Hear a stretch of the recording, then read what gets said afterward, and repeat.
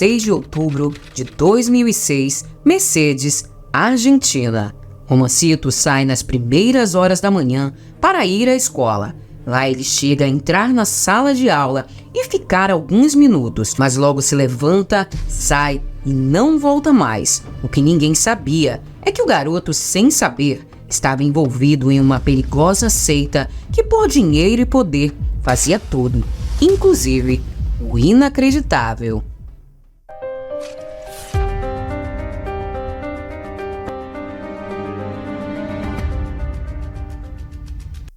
Olá pessoal, tudo bem? Para quem não me conhece, eu sou Mirla Prado, sejam muito bem-vindos ao meu canal.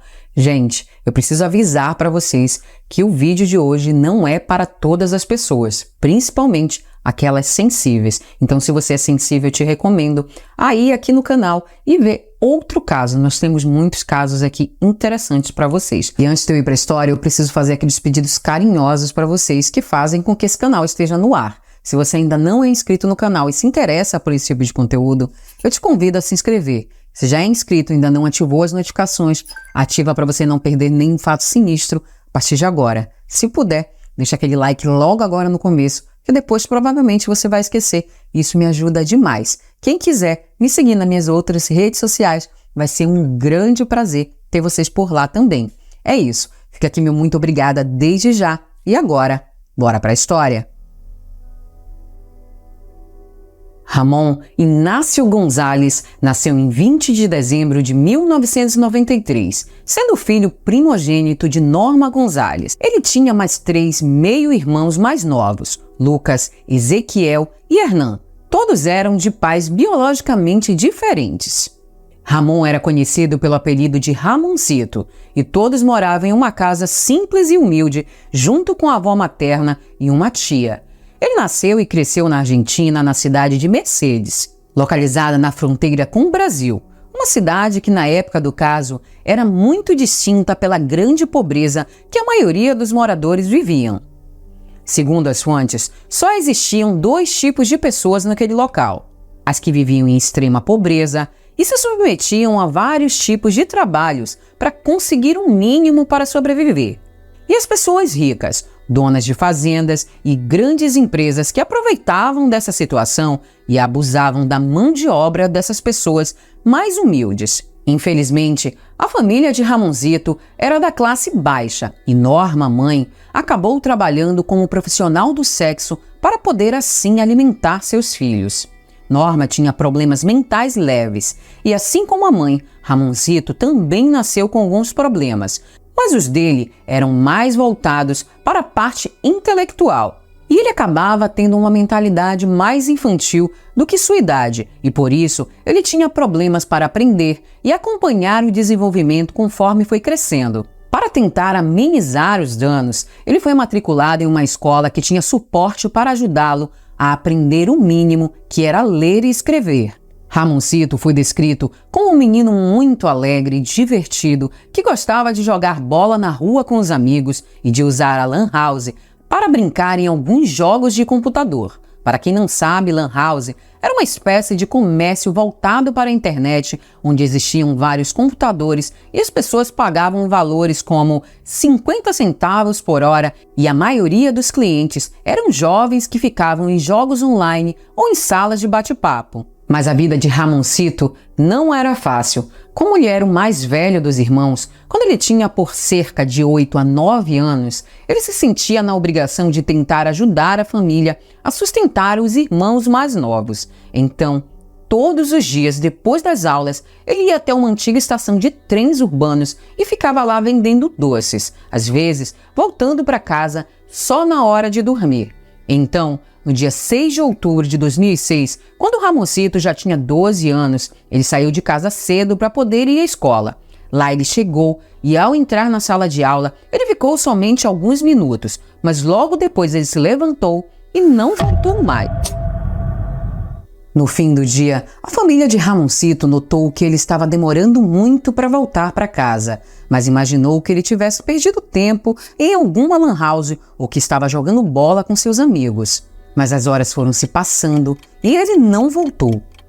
O garoto nunca dormia fora de casa, então próximo às 22 horas, Norma, mãe, ligou para a polícia e informou sobre a ausência do filho, mas eles não deram muita importância ao caso. Assim, na manhã do dia seguinte, em 7 de outubro, Norma foi logo nas primeiras horas até a delegacia e insistiu para que um boletim de desaparecimento fosse registrado. Os agentes registraram o ocorrido, mas não fizeram mais nada, nem ao menos ajudaram a procurar o garoto. Percebendo que estava sozinha, Norma juntou amigos e familiares. Foram eles que começaram as primeiras e únicas buscas por Ramoncito. No dia 8 de outubro, 2 dias depois do desaparecimento, uma mulher que morava em uma fazenda perto da estação de trem acordou com barulhos de vários cães latindo incessantemente do lado de fora.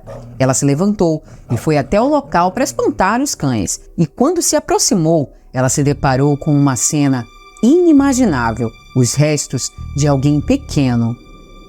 Imediatamente a polícia foi chamada e chegou no local em pouco tempo. A notícia sobre o caso foi se espalhando rápido e aos poucos vários populares foram se reunindo na área, até que a informação chegou até Norma, que foi correndo até o local. E embora estivesse irreconhecível, a identificação preliminar pôde ser feita através dos objetos encontrados ao redor, que eram os materiais escolares com o nome Ramon Inácio Gonzalez, o Ramoncito. A cena, gente, era terrivelmente impactante. A cabeça foi retirada e basicamente só restava o crânio.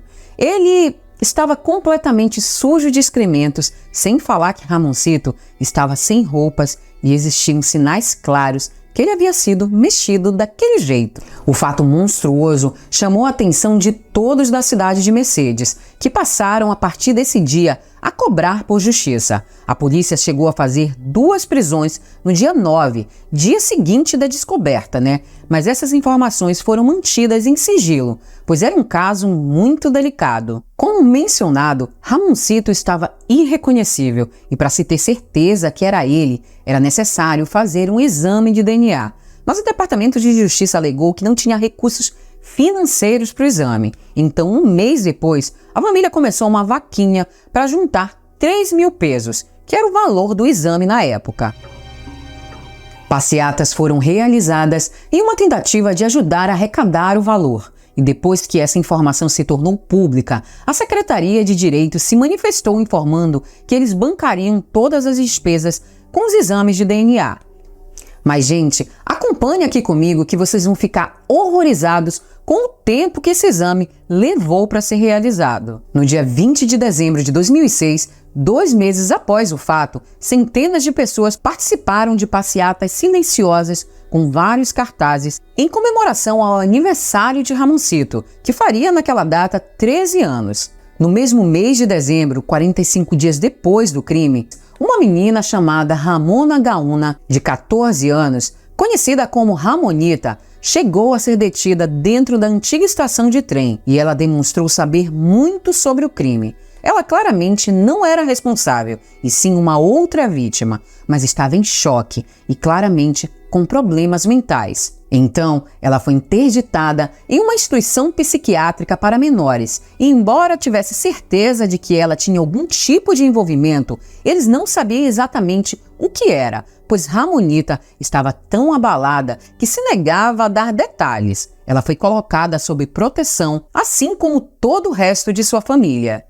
Os meses foram se passando e a falta de evidências fez com que aquele caso ficasse basicamente parado. Então, em maio de 2007, já havia sido realizado ao menos 8 prisões, mas todos foram liberados em julho, exatamente por falta de algumas evidências que os ligassem ao caso. Nessa mesma época, a própria família, que já estava cansada de esperar por respostas que nunca vinham, decidiu divulgar as fotos da cena do crime, gente. E vocês não têm noção. Eu, infelizmente, fazendo a pesquisa, me deparei com essas cenas. E eu posso afirmar para vocês que é uma das coisas mais absurdas, mais tristes que eu já vi na vida. Agora, vocês imaginam como ficou a cabeça da família e de toda a população da área que viu aquela cena. Todos ficaram naturalmente enfurecidos e queriam a prisão de quem havia feito aquilo. Isso somente intensificou as manifestações, além de que, a partir dessas fotos, surgiram boatos de que Ramoncito teria sido vítima de um ritual ocultista. Em pouco tempo, as autoridades proibiram que as imagens continuassem a ser veiculadas, mas o caso já havia ganhado repercussão internacional e chamado a atenção de várias entidades governamentais de outros países, que ficaram espantados com a situação, principalmente pelo possível vínculo com rituais. Agora, vocês lembram da menina Ramonita que foi internada? Pois bem, gente, ela passou meses em uma instituição psiquiátrica e, devido ao que ela sabia, seu estado de saúde mental era tão crítico que ela tentou contra si pelo menos 2 vezes. E ao longo do ano de 2007, as investigações não conseguiram nada substancial sobre o caso. E Ramonita só contou o que ela sabia 1 ano depois, após passar a confiar em uma das investigadoras policiais que tinha conhecimento sobre práticas ocultistas e que a garota assim começou a confiar nela. Então, por isso, ela abriu a boca. Mas eu falo para vocês, de uma forma muito controlada, porque o que ela viu realmente ninguém merece ver. Ramonita era uma menina que vivia em situação precária, assim como Ramoncito. Ela morava com a avó e a mãe biológica morava com outros irmãos mais novos em outra casa. A garota vivia boa parte do tempo na rua e foi assim que ela conheceu Martina Ventura e Ana Maria Sanches, que eram as líderes, entre aspas, porque tinha um líder maior, que eu vou revelar depois para vocês, que eram as líderes da seita.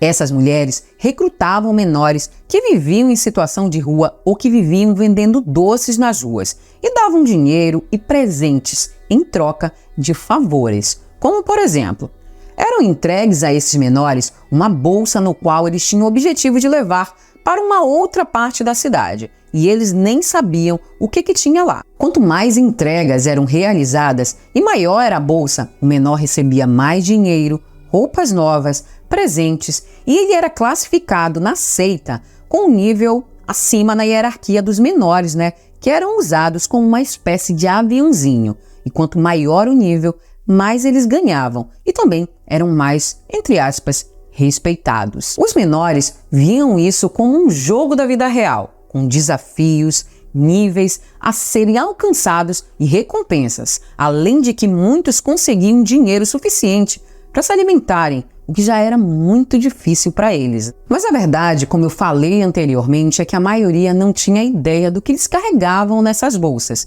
que eram entorpecentes. Eles estavam fazendo tráfico de drogas e utilizando esses menores. Essa seita também praticava a venda de menores para o tráfico sexual. Inclusive, muitos vídeos de violações eram vendidos para predadores na Deep Web. O objetivo era ganhar dinheiro a custas desses pequenos vulneráveis e a seita chegou a ter mais de 2 dúzias trabalhando para eles, todos de idades assim, entre bem pequenos, que eu não posso falar muito idade, até 15 anos.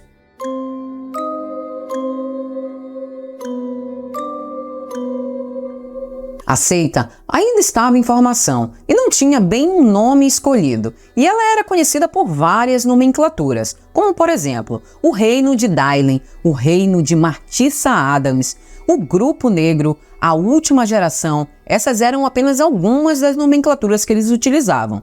Eles praticavam o sincretismo religioso, que é quando há mistura de várias crenças religiosas para se adaptar ao grupo, ao que o grupo procura, que ele procura e acredita. Mas para dar um entendimento melhor para vocês, basta que vocês compreendam que era uma mistura de religiões tradicionais e religiões ocultistas antigas. Mas a verdade mesmo é que eles se diziam puramente satanistas. A princípio, eles praticavam rituais com animais e gradualmente eles foram evoluindo, até que passaram a fazer rituais com humanos e fetos. Mas essa parte eu vou contar para vocês mais para frente. Agora, voltando ao depoimento de Ramonita, ela teria sido uma das primeiras meninas a serem recrutadas e acabou se tornando a preferida do grupo, que tratava ela com muito carinho e atenção. E ela mesma não era submetida a nenhum tipo de maus tratos. Ela simplesmente, ela estava aqui na linha. É como se ela fosse a líder de todos os menores. Então, as ordens eram dadas para ela, que passava para os menores. Sem falar que ela era responsável também por recrutar os menores, a participar do grupo. E, inclusive, foi ela quem recrutou o Ramoncito. E os dois acabaram se tornando uma espécie de melhores amigos. Alguns, inclusive, diziam que o menino estava apaixonado por ela, já que ele sempre a protegia, fazia de tudo para ajudá-la e agradá-la, deixando claro que tinha um carinho especial pela amiga.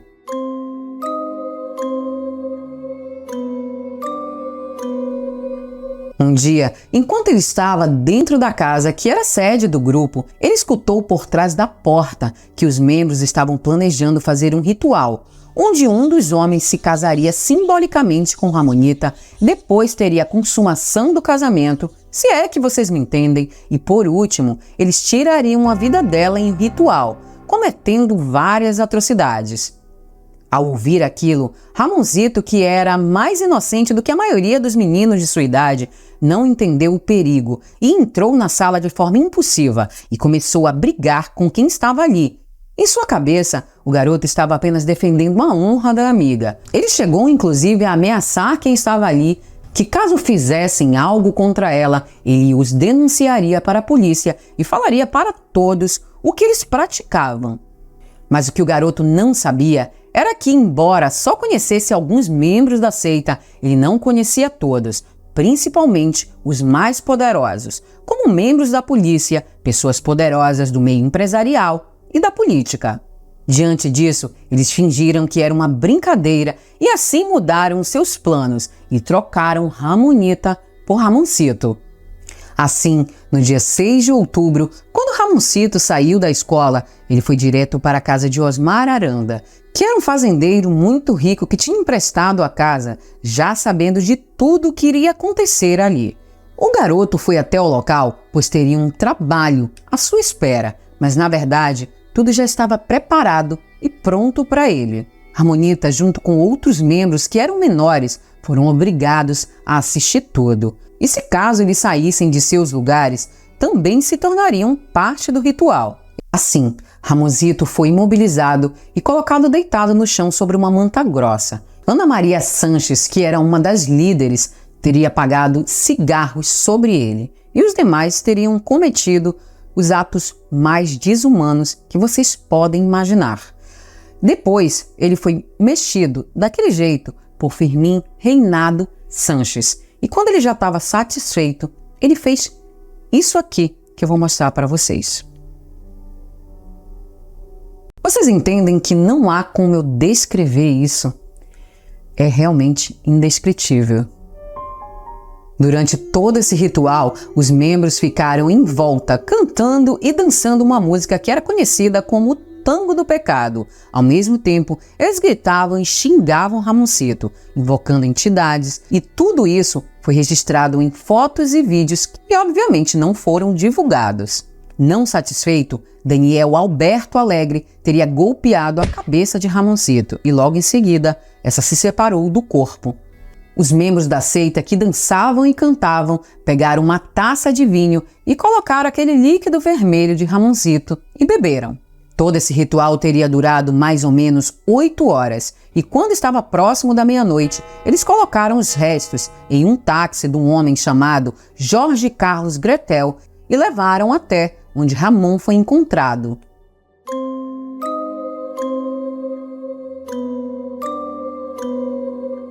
Mas Ramonita também deu outros detalhes, já que ela afirmou que Ramoncito não teria sido a primeira vítima da seita. Segundo ela, algumas mulheres que estavam grávidas de filhos indesejados procuravam Ana Maria e Martina, que fazia a retirada. E isso independia do tempo da gestação, tá, gente? E de forma absurda, esses pequenos eram transformados em salsichas que todos os membros comiam nas refeições.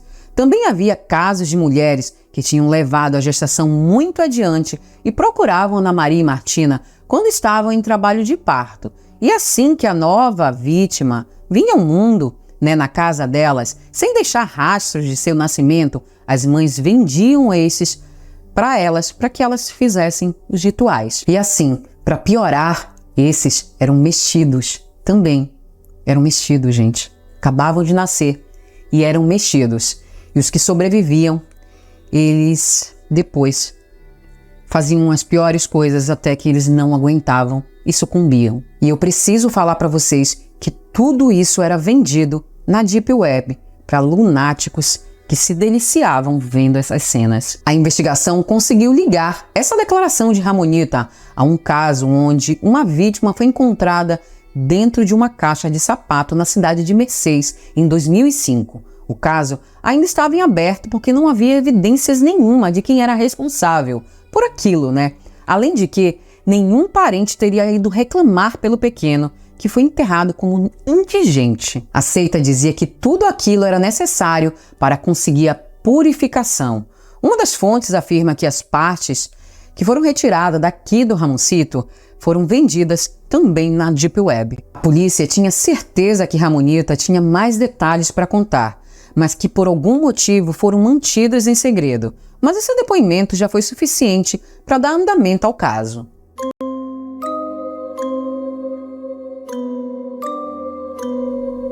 Assim, entre setembro e novembro de 2007, foram presos Ana Maria Sanches, de 51 anos, e Yolanda Martina Ventura, de 46 anos, que eram as supostas líderes da seita. Osvaldo Aranda, de 56 anos, que era o dono da casa onde tudo aconteceu, e também por ele ter participado do ato. Firmin Reinaldo Sanches, de 33 anos, que recebia as entidades durante os rituais, e foi quem mexeu em Ramoncito. César Carlos Alberto, de 24 anos, José Carlos Alegre, de 32 anos, que participou do fato e ajudou na desova, e também foram presos outros participantes indiretos do fato: Esteban Ivan Escalante, de 25 anos, Cláudio Nicolás Gonzalez, conhecido como Bete, e que, segundo as fontes, era o filho de Martina, Patrícia Mabel Lopes, de 29 anos, e, finalmente, Daniel Alberto Alegre, que também era filho de Martina e quem era que estava no topo da pirâmide da seita. A pessoa que arquitetou tudo e ficou foragido por um tempo. Mas mesmo assim, o processo de acusação foi feito e uma ordem de detenção contra ele foi expedida. Ao todo, 10 pessoas foram acusadas na participação do caso. A polícia também encontrou um caderno com uma lista de nomes de vítimas que mostrava que já havia uma lista de próximos rituais. E se eles não tivessem sido parados a tempo, teriam muito mais vítimas fatais dessa seita. O táxi, onde os restos foram levados, deu positivo para sangue. A principal pessoa que tomou frente ao caso contra o grupo foi a freira Marta Pelloni, que era uma mulher que lutava contra o tráfico e exploração comercial de menores. Ela se solidarizou com o caso e sempre esteve pressionando as autoridades, dando entrevistas à imprensa com a autorização da família e fazendo de tudo para que os responsáveis fossem encontrados. Ela também contou que já havia sido procurada por mulheres grávidas que afirmavam ter sido procuradas por mulheres que faziam propostas e pressão para vender os bebês. Algumas dessas mulheres trabalhavam em grandes fazendas e afirmavam que os próprios patrões haviam pressionado para que entregasse seu bebê, ou então seria demitida. Resumindo, ficou fácil assim concluir que havia mais pessoas poderosas que atuavam em segundo plano com essa seita, mas infelizmente não havia provas ou registros que pudessem levar a essas pessoas.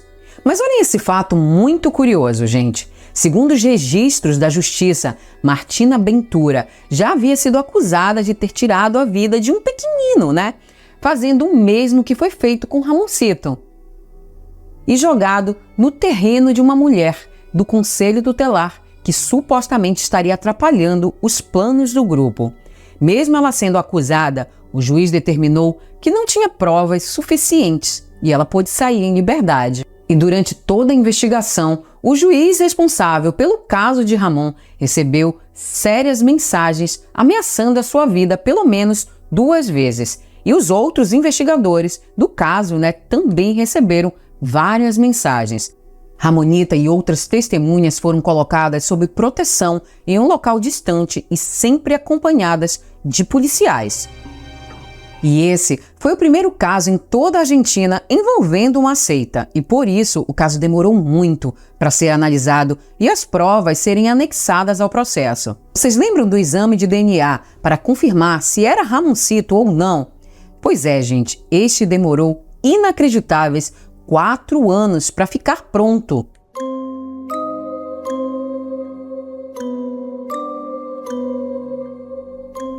E somente depois que o exame ficou pronto, em 23 de setembro de 2010, é que o caso foi a julgamento, onde 8 foram acusados de homicídio triplamente qualificado, um acusado de cumplicidade e Daniel Alegre, o mandante do crime, ainda estava foragido na época. Todos também tinham acusações de traição, por terem atraído Ramoncito para uma emboscada, sem falar na venda de entorpecentes e aliciamento de menores. Para o julgamento, foi necessário se tomar muitas medidas de segurança e tudo que ia sendo divulgado à imprensa também era muito filtrado para que a população não invadisse o tribunal. O julgamento durou 4 dias e contou com o testemunho de algumas vítimas que eram menores, né? O testemunho dessas, assim como o de Ramonita, foi gravado em fitas para evitar que eles tivessem contatos com os criminosos e assim se sentissem coagidos. Todos também passaram por exames psiquiátricos que comprovaram que tinham capacidade mental para depor. Agora, gente, olha as explicações. Carlos César alegou que não conhecia ninguém da seita, mas somente Ramonita, pois a mãe dela havia o contratado para fazer um exorcismo, pois, segundo ele, a menina estaria possuída e tinha problemas mentais, e ela estaria mentindo sobre tudo isso.